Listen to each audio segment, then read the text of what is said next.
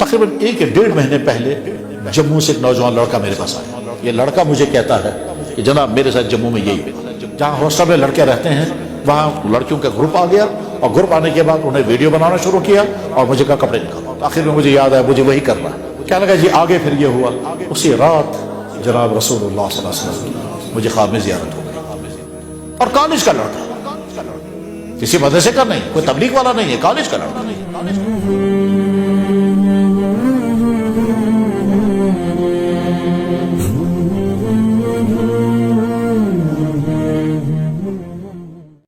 تقریباً 1 مہینے پہلے جموں سے ایک نوجوان لڑکا میرے پاس آیا. کہتا ہے جناب آپ نے بہت پہلے ایک واقعہ بیان کیا ہے جموں کے کسی کالج میں یا کہاں, تو وہ واقعہ میرے ساتھ پیش آ گیا اور میں نے وہی کیا. میں نے کہا کون سا؟ کہنے لگا آپ نے کبھی کہا ہے کہ دلی کے اندر ایک مسجد کے جوان امام صاحب تھے, محلے میں کوئی لیڈی تھی, اس لیڈی اس نوجوان کو اپنے گھر میں بلایا, اور اس لیڈی کا شوہر نہیں تھا, وہ کہیں گیا ہوا تھا بہت دنوں سے, تو اس لیڈی نے اس نوجوان کو برا کام کرنے کی دعوت دی. اس نوجوان نے اپنے آپ کو بچانے کا پورا ارادہ کیا, تو لیڈی نے کہا تم بچ نہیں سکتے, گیٹ سارے بند کر دیے ہیں اور مین گیٹ بھی بند ہے, اندر کا گیٹ بھی بند ہے, اس کے بعد کا بھی, اور تم اس کو بیڈ روم دے لو, تو اسے تم بچ نہیں سکتے, تمہیں کرنا ماننا پڑے گا. اس نوجوان لڑکے نے کہا ٹھیک ہے. جب اسے سمجھ میں آیا کہ میں بچ نہیں سکتا تو میں پھر کوئی اور طریقہ اختیار کروں گا. تو اس نوجوان لڑکے نے میں نے یہ واقعہ بیان کیا تھا.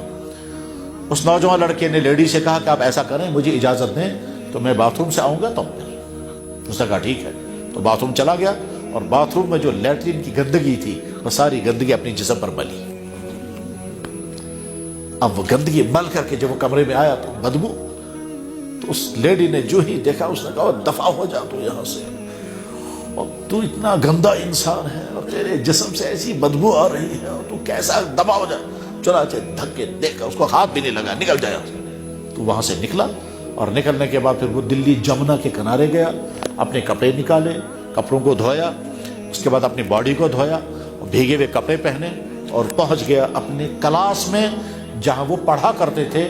حضرت شاہ عبد العزیز رحمہ اللہ تعالیٰ کے پاس وہ حدیث پڑھتے تھے. تو کلاس میں پہنچ گئے, لیٹ, بھیگے ہوئے کپڑے, شرمندہ. ٹھیک جو ہی اندر داخل ہو گئے تو کلاس کے سارے لوگ دیکھنے لگے, اور سب کہنے لگے آہا زبردست خوشبو, آہا زبردست خوشبو, یار ایسا عطر تو ہم نے آج تک, یہ کیا عطر ہے. اب بیچارے نے سر نیچے کیا یہ سوچ کر شاید میرے جسم سے بدبو اب بھی آ رہی ہے, کپڑوں میں صاف نہیں کر سکا اچھی طرح سے, تو یہ اب کہہ رہے ہیں خوشبو, خوشبو کا بدبو. خیر وہ پھر کہ بھائی کیا عطر لگا کے آیا تو, یہ کپڑے بھیگے ہوئے ہیں, آہا کتنی اچھی خوشبو آ رہی ہے, یہ کیا لگایا تو نے. وہ سر نیچے کیے ہوئے, جو استاد ان کے تھے حضرت شاہ عبد العزیز, انہوں نے پوچھا بیٹا کیا خوشبو لگائی اور یہ بھیگے ہوئے کپڑے کیوں ہیں.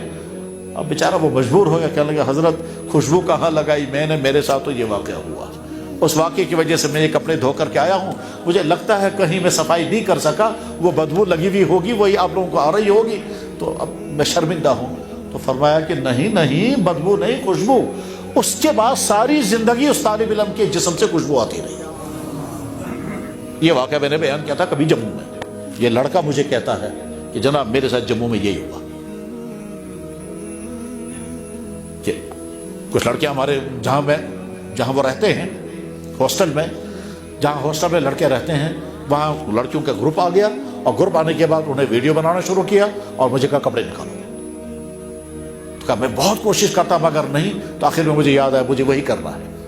چنانچہ میں وہاں سے باتھ روم میں, اٹیچ باتھ روم تھا, اندر گیا اور نیچے ہاتھ لگا کر کے پورے بدن میں ملا, اور ملنے کے بعد کہا تو سب کو نفرت ہو گئی. اور واقعی کہتا ہے وہ نفرت ہو گئی, تو بس میں نے دروازہ توڑا, باہر نکل آیا. میں نے کہا سبحان اللہ. میں بار بار لڑکوں کو دیکھتا رہا, سبحان اللہ. کیا لگا جی آگے پھر یہ ہوا. اسی رات جناب رسول اللہ صلی اللہ علیہ وسلم کی مجھے خواب میں زیارت ہو گئی. انشاءاللہ بھی جب میں جموں جاؤں گا وہ ملے گا مجھے لڑکا, اور کالج کا لڑکا, کسی مدرسے کا نہیں, کوئی تبلیغ والا نہیں ہے, کالج کا لڑکا. نوجوان کے بچنے کے واقعات بھی عجیب ہیں, اور نوجوانوں کے بگڑنے کے واقعات بھی عجیب.